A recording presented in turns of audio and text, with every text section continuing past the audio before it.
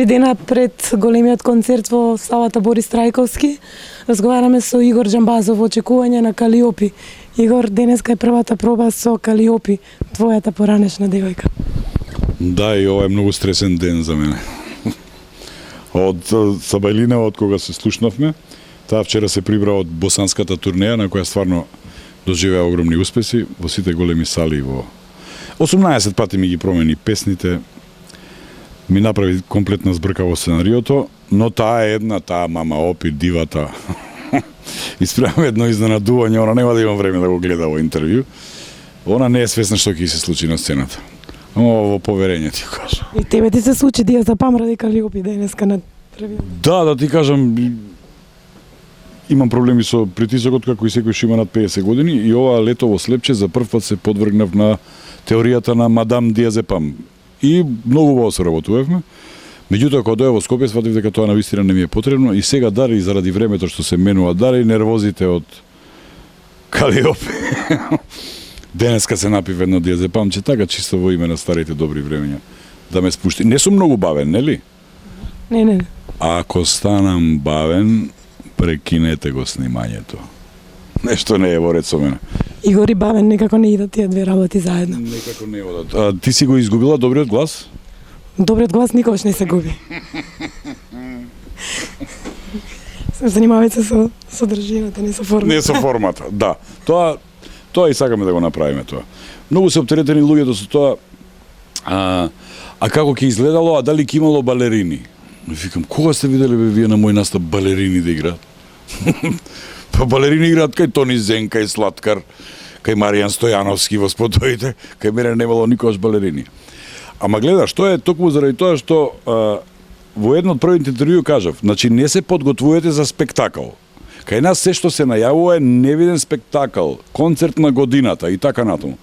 Подготвувајте се за еден бенд и еден изведувач кои 20 години пишуваат песни многу скромно, многу настрана, без да прават големи спотови, скапи или да инсистираат да ги има на топ листите по радијата. Не. Ние дури и ни јавуваат, вие постирале онаа песна што ја свиревте за прв пат на плоштад. Значи, се занимаваме со содржината на музичката форма која патува по нас како опашка во последните 20 години, чија основа е блузот. Нема да гњавиме многу со блузови, да ти кажам однапред. Значи, ќе отсвириме 2-3 блуза, нашите најпознати во име на старите добри денови. Свириме Жена ми не сака блуз, тоа се сепак 15 години од мојот живот. Ќе свириме Стојаково блуз, која е исто така едно 10 добри години од мојот живот. И ќе свириме за прв пат една песна која е од првиот мој албум, се вика Тие, и Владче Илиевски си ја побара за новиот албум, па премиерно ќе пееме заедно со Владче. Инаку, точна е забелешкава дека повторувам упорно дека се занимаваме со содржината, тоа веројатно ми останало од театарот. Значи, јас во театарот најмногу сум мразел представи скапи со страшни сценографии и костимографии и на крај излегуваат двајца пробушени балони и пробуваат да играат нешто. И празна сала. И празна сала, се разбира. Не во сите случаи. Обично кога уметноста има малку од повеќе во проектот, се помалку луѓе има. Тоа е некако обратно пропорционално. Ке има еден голем видеобим на кој јас ќе си ги раскажам своите лични приватни приказни, кои сепак не се само мои и не се толку лични, заради тоа што во нив ќе се видат сите луѓе што ќе дојдат. Значи, оние што ќе дојдат на концертот, а имаат 20 години, ги следат моите последни 5, 6 или 10 години, кога биле дечиња. Оние што имаат 40, предпоставувам дека растеле со Волшебното самарче, со Девојките на Марко, со Сонце на дланка, со театарче Лево Кјоше, со Кабаре, со... И една, ајде да речам, возрастна генерација, која завршила со мене оној момент кога јас го напуштив драмскиот театар, тие 2-3 златни мои години од драмскиот театар со Чијас и Грефили Шприцер, женски оркестар и така натаму. Нема да гњавам многу ни со театар. Театарот ќе го има само како дух некој што е неминовен да прелета тука околу нас. Ќе се појават на бимот некои колеги што ги нема од моите последни концерти. Ќе пуштам неколку сцени од единствениот заеднички филм со Бранко Ѓорчев што го имавме Звездите на 42 во негова чест. Ќе пуштам во позадина на една песна еден антологиски скеч од Дади и мене од театарчето Лево Кјоше. Ќе му дадеме последна почит на Дуле. Значи, ова ќе биде првиот настап на Коки после смртта на Дуле. Подготвуваме нешто што верувам дека ќе побуди страшни емоции, но се договоривме со Коки сето тоа да му ја дадеме онаа поубавата, поведрата страна. За прв пат ќе свираме една песна за Дуле и Коки која јас сум ја напишал уште пред 5-6 години и сум ја свирал за нив кога ми биле гости во бингото, но сум ја заборил. А они толку биле импресионирани од песната што ја ставиле и на последниот албум така грубо како што сум ја отсвирал во емисијата снимана на мобилен телефон. Има една група талентирани млади луѓе се викаат Јосип Бростито Бенд. Тоа е мојата YouTube авантура. Еднаш отчукав диши длабоко и ми се појавија тие. Средношколска група, имаат гитара, бас, виолончело, девојка на клавиатури и уште една девојка на гитара која и воедно пее. Изведувале диши длабоко на републичкиот надпревар во Велес. Јас сеќавам дека имав проблем да ги најдам, дури ти ми помогна веднаш да ги најдеме. И така беа тука, они се извадени од памет, кутрите беа тука на проба. Тие фактички, после хорчето на Златното славече, кој нема врска со мојот бенд и со мојата музика, тие ќе бидат првите што ќе се појават на сцена, значи започнуваат тие со диши длабоко. И подосна ќе се редат како на филмска лента сите овие што веќе ги знаеме, Калиопи, Тамара, Елена Ристеска, кои си ги пеат најголемите хитови, Владче, машката вокална група на Танец, тоа е оној нонет со кого настапив јас на предпоследната Златна Бубамара. Ќе ја пееме акапела Нестој Доне Донке и ја пееме нашата преработка на Ако умрам или загинам. Ќе има многу точки, не ме тере се да ти откривам сега. На сцената ќе ги видиме твоите најдобри пријатели. Еве тебе ексклузивно ќе ти откривам. Брадата ќе ја снема на сцена на половина концерт. Да не ми се жалиш после дека ништо ексклузивно не сум ти кажал. Не прво слика се со својот татко бидејќи многу. Значи ангажиран е студентскиот, еве Џамбазов ти отиде паметот. А овој фризерскиот салон за мажи, Рера. Тоа се моите пријатели, младотурци, фини бизнисмени, еснаф и луѓе. Ке дојдат, имаат само 4 минути да ме избричат за сцената и уште толку да ме средат. И за време на утре е нов ден која ќе изведува Гуру Харе со неговиот бенд, ќе излезам веќе нов препороден и така натаму, а ќе и користиме деталите и моментите од документарниот филм Гол човек, каде што навистина исто така ме бричат и ме прават. Твоите најдобри пријатели, дел од твоите најдобри пријатели, меѓу кои Тамара ќе ги видиме на сцената, останатите сигурно ќе бидат во публиката. Твојот татко ќе биде на сцена со своји чинјата. Што е со твојата сестра? Дали можеби ќе допатува до концертот, дали комунициравте? Сестра ми Сабајле ми пушти 2 фотографии на Google+. Едната е од Индија, од некое многу зафрлено и сиромашно место во кое таа престојува. И само 50 километри понатаму еден брег океански од соништата, кој ми ја пушти денес фотката, празен брегот, прекрасно едно море, океан, сино боја се спојува со небото. И таа ми напишала: еве овде се сите во парови, на ова прекрасно место само јас сум распар. Јас си напишав дека многу би сакал да лежам таму со Бо Дерек, ама ако ја неа поитно, ќе ја пуштам Бо Дерек. Значи, не верувам дека ќе има начин како таа да се приклучи, се пожали дека патеката низ Индија ја води низ места каде што интернетот се уште ќе дојде наредниот век. Интернет е евентуално во хотелот во кој престојува, но таа е нонстоп на терен.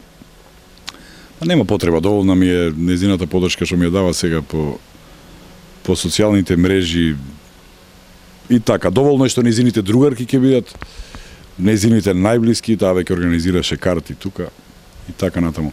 Раде го договоривме. Раде на 2 ноември има премиера во Риека со своите студенти, на 1 му е генералната проба, но ќе се вклучи вечерта на Skype и ќе биде циркус, подготвува варијанта на Не дај се Инес, што ќе се вика Не дај се Игор, и тоа ќе биде многу, што би рекле јужномакедонците, ред мрсоли, ред селзи. За картите нема потреба да прашуваме, претпоставувам дека поголем дел се веќе продаден, имам информација дека и се бара карта повеќе за седење. Да, Тоа ние го знаеме уште пред 15 дена, кога почна да се продаваат картите, луѓе што се занимаваат со оваа работа ни кажаа дека еве конкретно за арената Борис Трајковски ни кажаа дека не се случило на еден месец пред концерт луѓето во Борис Трајковски да се јавуваат за да бараат билети. Ние сме принудени да направиме и некакви екзибиционистички движења на мизансценот, на она што се случува таму. Ке мора да се откажеме од еден дел од просторот, па дури ќе мора да пуштиме и нови помошни седала, бидејќи од билетите што се за седење остана уште многу мало. Народе, да ви кажам, можеби во овој случај ќе научите малку повеќе, значи оние што оставија за последните 2 дена нема шанса да добијат добри карти. Отидоа добрите карти. Знаевме ние дека ќе бидат продаени картите и не можам да кажам дека бевме сигурни, но јас ја следам динамиката онлайн како картите се продаваат и штом на неколку дена пред концерт има уште само 1000 карти за седење, се е јасно. Се е јасно. Задрано на нешто од вчерашната пресконференција кога кажавте дека планот е ова да продолжи, односно да се одржува секоја година во првиот петок од месец ноември. Имате идеја? Само што уште не сум смислил име. Веројатно уште идната година, а тоа ќе го најави маестро Џамбазов на влезот на тој ќе го отвори концертот и ќе го каже токму тоа дека од сега па натаму секој прв петок во ноември ќе се одржува Џамбо фестивал. Може би уште идната година ќе биде како мој концерт со македонски изведувачи кои оваа година немав шанса да ги викнам, а заслужуваат да бидат бидејќи се дел од мојот живот и мојата кариера, и 2 до 3 балкански звезди. Не на ниво на тезга како што го прават оние, тука доаѓаат на матрици или на полуплейбек да изведуваат и да земат големи пари, туку да дојдат и со бендот да отсвириме нешто, по можност да отпеат и нешто од моите песни, малку на македонски и така. Тоа ми е идејата да трае овие 2 години и веќе од третата година ќе восстановиме Џамбо фестивал, фестивал што ќе промовира млади бендови, млади пејачи, композитори и така натаму, кои ќе бидат сплотени со големите звезди и така ете, нека биде Џамбо фестивалот едно место каде што младите ќе може да се промовираат и што ќе им биде одскочна штица, така еде некој. Ние немаме American Dream, ама еве нека биде таков некој сличен дрим. Што го имаат овие млади луѓе што вежбаат по вакви гаражи, по вакви скривници и се надеваат на некое убаво време кога тие ќе наполнат сала. Не сум ни помислил од кога е отворена Борис Трајковски дека ќе се дрзнам да помислам. Но ете така, малку инат, малку разочарувањето од тоа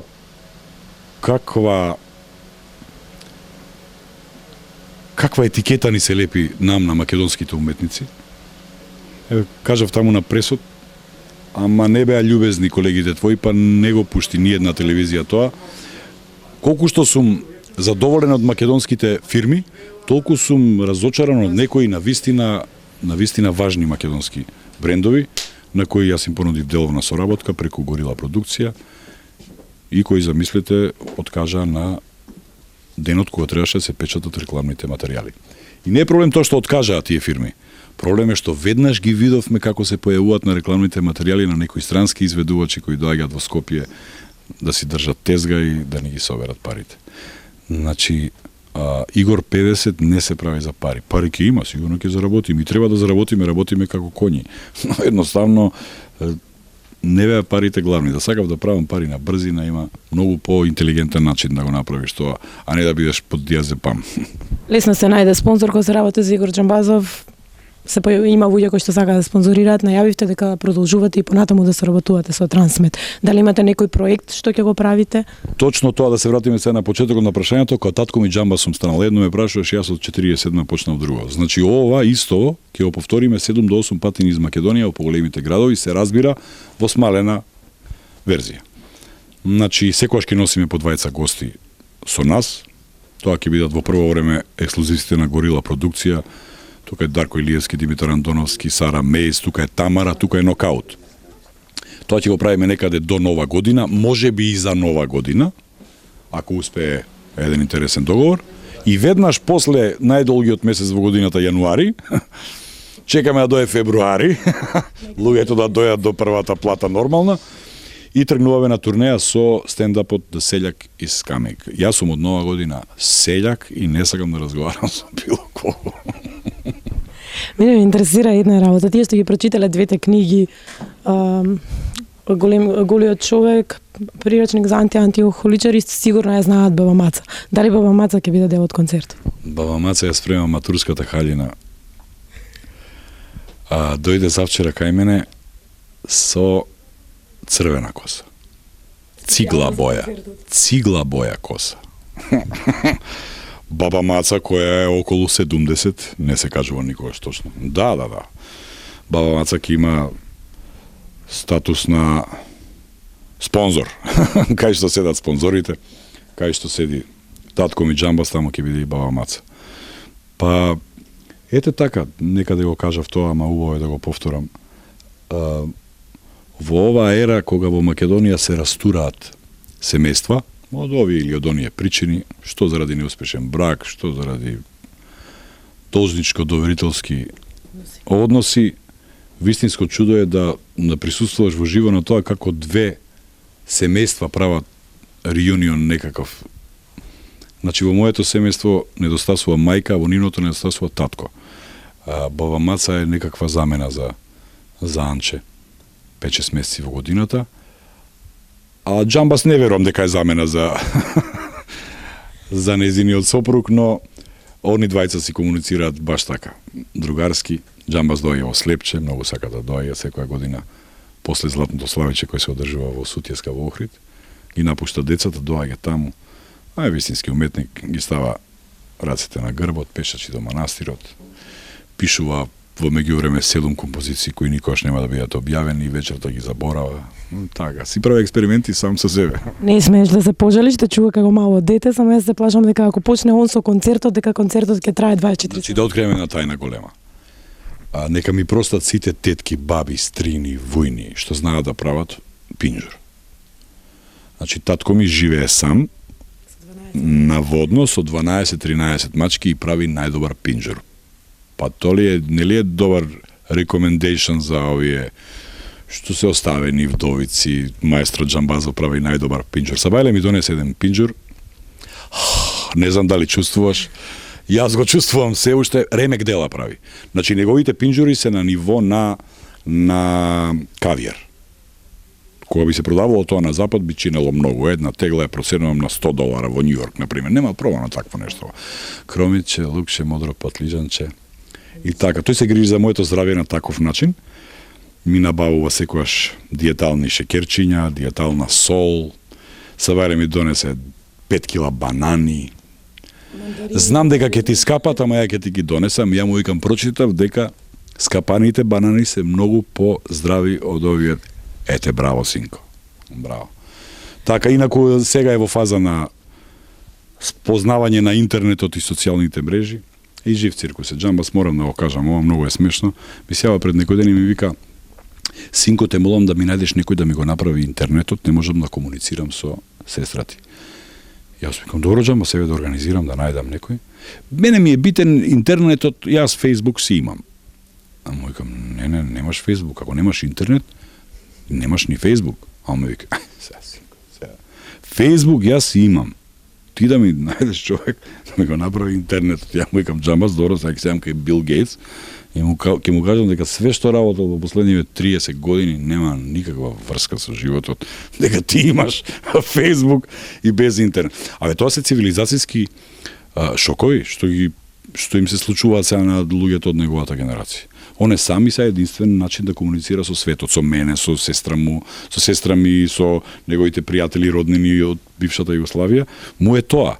И са тоа кој ќе му го земеш, како да си му го земал најмилото. Морам да ти кажам дека дефинитивно многу добро упатен од технологијата и USB уште не знаеш што е, меѓутоа многу добро знаеш што е USB и како работи со USB. Со неговиот речник тоа е тоа курето што влегува во лаптопот. Се надевам дека нема да бидам на негови години како него, а исто така мора да ти кажам дека пред 2-3 месеца доживеа вистински шок кога прв пат ја обликував брадава за да не биде таква расцветана целата и дефинитивно сватив дека до 50-та година можеби сум заликувал на мајка ми и сум личал на дедо ми, ама во второто полувреме личам на джамбас и тоа е нешто страшно. Дури се фатив себе си како имам и тикови некои и се фатив на едно интервју како си правам со брадичката, а ако го имитирам джамбас, првото го правам со брадичката. Се фатив себе си дека сум ист, ама тоа е. Имате исти движења, им личите еден на друг, зборувате многу двајцата, се плашам дека ако почне... Од мене само. Се плашам дека ако почне го отвори концертот, ќе трае 24 сати, бидејќи секојаш имаш. Концертот со тоа што ги прифати нашите услови, во моментот кога ќе почне да зборува на големиот бим ќе се појави бројчаник, кој ќе почне да одбројува од 59 секунди, кога ќе дое на 10, ќе почне да пишти. Но му рекол на джамбас, ако сакаш да бидеш вистински победник таа ноќ, ти треба тоа да го направиш за 45 секунди, 50 и на крај да им се подсмеваш на овие 10 звучни секунди што ти го нарушуваат мирот. Он е многу потресен дека и тие две реченици треба да ги каже. Он се уште живее во светот свој од пред 20 години кога мајка ми беше жива. Ја мислам дека они така и се однесува дека чека да се појави она еден ден да се врати од проба. И сега тоа се големи шокови за такви луѓе, но ми беше пријател како и секогаш. И прифати, јас дури направив и резервна варијанта концертот веднаш да го отвори Тони Михайловски, па му се јавував. Во меѓувреме джамба се предомисли, па сега морам да му се јавувам на Тони Михайловски, му кажам дека е префрлен понатаму. Размазени звезди, што да ти кажам. Со последното интервју во 1 на 1 докажа дека и покрај двете книги во кои што изврши директен пренос од има многу работи кои што не се откриени, кои што не се кажени, а јавноста и како сака да ги слушне. Што се случи после тоа? После враќањето во Македонија и што е со комуникацијата со Трифун Костовски? После враќањето во Македонија ние нонстоп бевме заедно, скоро 2 години потрошивме на ЖФК работнички. Сеќам дека направивме тоа можеби еден од ретките потези што го направиле луѓе што се занимале во фудбалот од срце. Значи во првата година го обстанавме работнички во втората лига, а во наредната го внесовме во првата лига. И се сеќам дека уште беше кампинг зад стадионот. Трифун го закупи, беа сите играчи таму и ние едноставно решивме дека нашата мисија е завршена и дека нема повеќе што да правиме. И истата вечер јас ја понудив својата неотповиклива оставка на местото член на управен одбор. Ние комунициравме уште долго време, се додека тој не се зафати со политиката, поточно со кандидирање за градоначелник на градот Скопје, додека беше градоначелник дали еднаш два пати се видовме на некакви необврзни средби. Сеќам дека пред 2 години ме викна во Галија, а јас во тоа време бев договорен да ми дојде на гости една кандидатка од Демир Хисар, која требаше да заземе важно место во мојот живот. Сега е во некоја Австралија, Нов Зеланд, нема врска. Беше многу убава, беше многу згодна и Трифун кога ја виде ме праша ова е новата снашка. И она не знаеше што да каже, прв пат Скопје дојде на кај мене и таа нешто така му направи и Трифун и рече: ако го земеш овој, јас ќе ви бидам кум и ќе направиме свадба на еден голем брод што ќе плови по Средоземното море, а вие ќе застанувате каде сакате. Ја и се завртив и на Демир Хисарката и реков: гледаш сега? Ама не упали ни тоа. Нисам био нjen тип. Во ред ве оставаме бидејќи Харе очигледно е нестрплив, веќе стигна на проба и не може да биде тивок да ве Многу очигледно, пријател. Така што може би е подобро да ве оставиме и да продолжите со пробата. Поготово немојте сам да ме оставате. Во сигурни раце на Калиопи. Во сигурни раце на Хари и Калиопи. Јајца, маџун и било каков цветен мед. Ставаш? А джамбас ќе ти препорача прополис. Джамба ако се удри, го исече прстот, го боли грлото, а става капки прополис. Он мисли дека прополисот лечи се. Советот ќе беше добро дојден са Бајлево, кога се слушнавме, сега веќе е касно. А да ти кажам за вакви ситуации, за сите вие што занимавате со оваа работа или со мојата работа, во вакви ситуации има еден лек што ми го кажал покојниот Димитар Гешовски, мислам дека тоа го има и во прирачникот. Се случувало од многу напор на гласот да доаѓаме на представите беа од 7:30, во 7 да сватиме дека нашиот глас рикнал. Чичко Гешо ставаше едно скопско пиво во фризот, чекаше 10 минути да стане мраз и не тераше да го пиеме и да видиш што се случува. Овој глас што го имаш сега, ќе ти се пушти Моментално, за 3 до 5 минути ти се пушта и трае 2 часа, точно колку што трае представата. Кога ќе заврши представата, повторно си сега зборуваш како Васко од Горила Италчанец. Опасно е за вас кога се каже било што пред петок, од него зависат многу работи, меѓутоа. Не, Васко си ја заврши својата работа најпрофесионално. Јас затоа го ангажирав, знаев дека многу време ќе изгубам на тие ситни работи што ги има околу концертите, од подпишување договори, известување полиции, брзи помоши, обезбедување и така натаму, до договори со вас, со новинарите, со телевизиите за интервјуа, за билети, за не знам што. И прв пат во животот правам концерт релаксирано. Навистина не се занимавам со тоа, од време на време ќе зирнам колку карти до сега се продадени.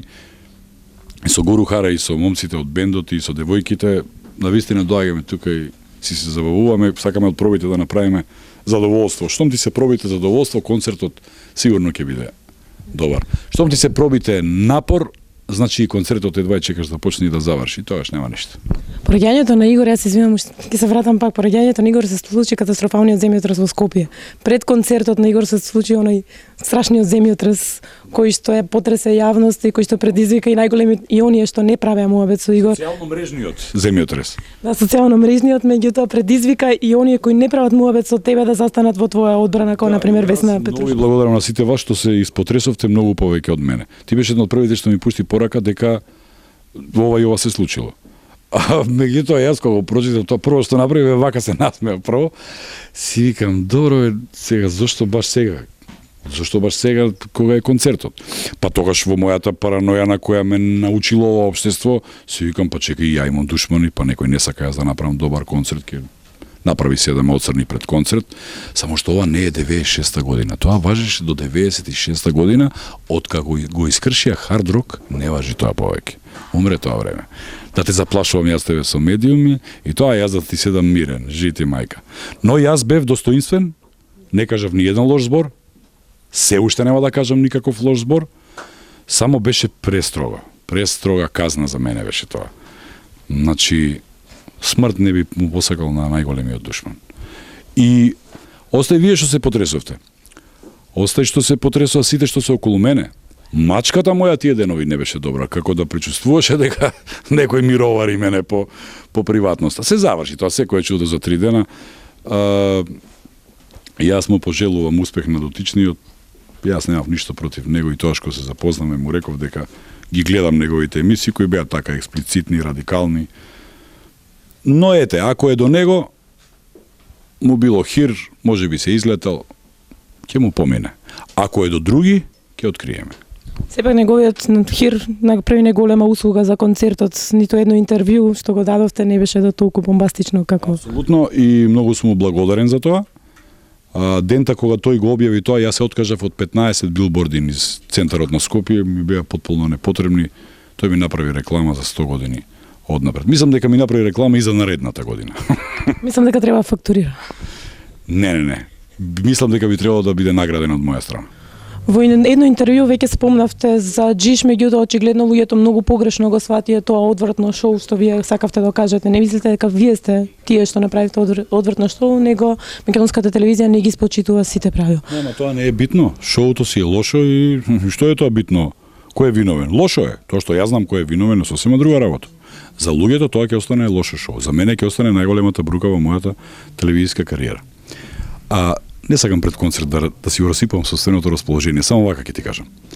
Значи, во мојот живот сум се појавувал во многу разни животински облици. Значи, кога пиев алкохол бев свиња, кога играв комар бев петел, кога се дрогирав бев мајмун, но никој во животот не ме натерал да се почувствувам како магаре. Нив тоа им успеа да направат од мене магаре. И затоа јавно им порачувам во нивната кампања да станат европски јавен сервис, дека јавен сервис европски со магариња не се прави.